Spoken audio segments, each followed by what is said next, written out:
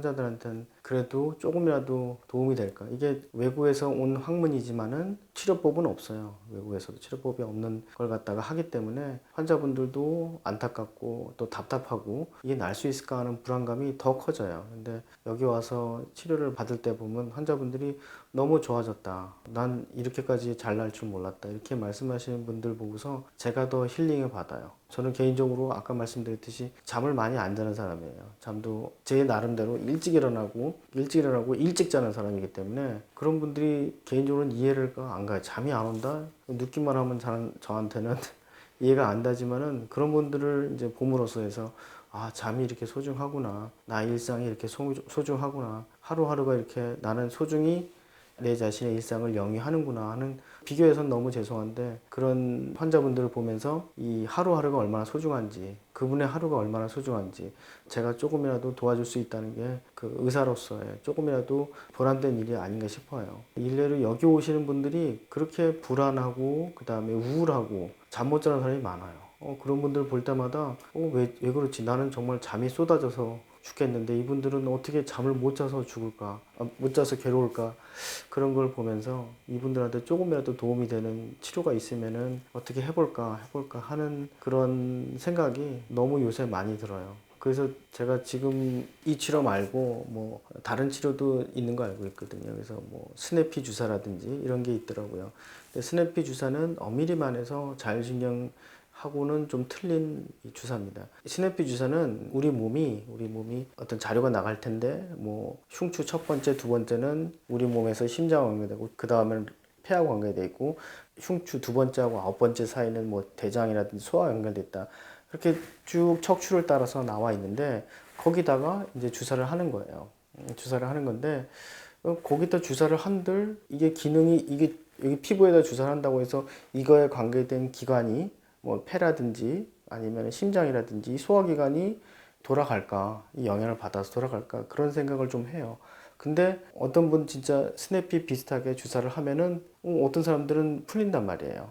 그런 걸 저도 많이 봤어요. 그래서 저는 사실 등 쪽에다 주사하는 경우는 별로 없지만은 환자분들이 소화도 안 되고 그다음에 허리 통증이 있을 때는 같이 그 허리 통증 있는 부위하고 소화 안 되는 부위가 좀 비슷하기 때문에 그 부분까지 다 컨트롤을 해요. 그래서 뭐 스냅피 주사는 저는 안 합니다 이는 아니고요. 스냅피 주사도 같이 해줘요. 저희 치료할 때. 그래서 저희 병원 오시면 환자분들이 주사가 좀 많다고 해요. 환자분 치료가 되기 때문에. 그러니까 스냅피 주사도 병행해서 저희 병원은 하고 있어요. 자율신경 주사도 하고 스냅피 주사도 하고 뭐 도움이 된다는 주사는 다 해요. 물론 허리가 아프신 분은 허리 신경차단술도 같이 해줘요. 목이 아프면 당연히 하고 어깨가 아프면 다 하고 무릎, 발목, 손가락, 이 팔꿈치 다 해요. 주사는. 그러니까 뭐 주사가 많다고 컴플레인 사람은 지금까지 못 봤어요. 저는 많이 찔리긴 하지만은 그만큼 주사가 좀 효과가 있게 제가 그나마 지금까지 쌓아온 병력을 토대로 해서 하기 때문에 그래도 안 아프게 하려고 그래요. 아까 말씀드렸듯이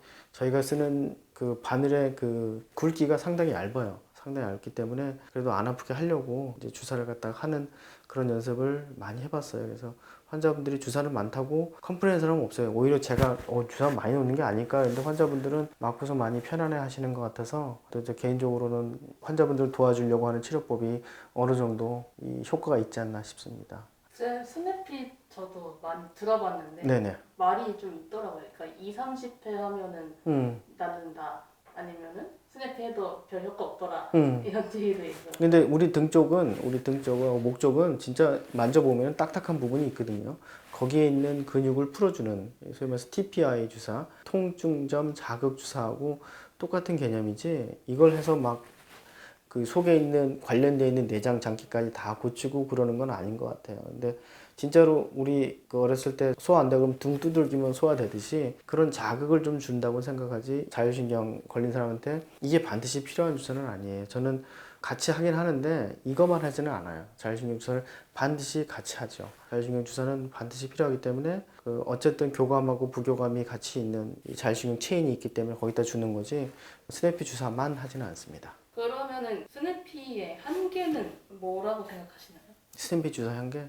스냅피 주사 한계는 그 통증 유발점을 찾아서 하는 주사이기 때문에 근육에 대한 치료 정도가 될 것 같아요. 물론 사람들 소화 안 되고 그러면 옛날에 소화 안 되고 그러면 여기 손 따고 그러듯이 등에다라든지 신경절이 있는데 찾아서 놓으면 효과는 있겠죠. 일시적으로는. 그러나 그게 자율신경을 대한 궁극적인 치료는 아닙니다. 보조적인 치료는 될 수 있어도 그것만으로는 자율신경은 크게 효과는 없을 것 같습니다. 그러면 그에 비해서 자율신경 주사는 자율신경 주사는 정말 신경을 찾는 거예요. 신경을 찾아서 신부자율신경 전부 다 신경에다가 가까이 싸거든요. 가까이 주는 주사이기 때문에 또 우리가 그냥 쏘는 게 아니라 만져보고 하지는 않아요. 다 초음파를 보고 엑스레이를 보고서 정확한 레벨하고 깊이는 초음파로 측정해서 하기 때문에 신경에 대한 궁극적인 치료죠. 이거야말로 자율신경이 우리가 주사할 때 만져보고 하지는 않아요. 전부 다 초음파를 보고서 정확한 위치에.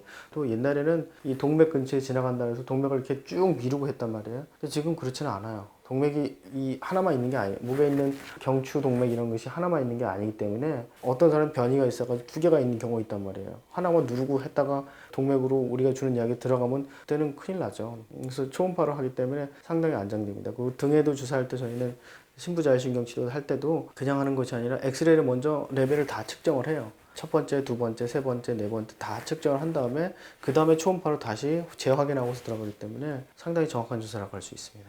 아까 제가 스냅피가 2, 30회라고 했잖아요. 네네. 자율신경은 주사는 몇 회를 맞아요? 사람마다 틀린데 어떤 사람들은 진짜 한 번 맞고서 드라마틱하게 좋아지는 사람이 있어요.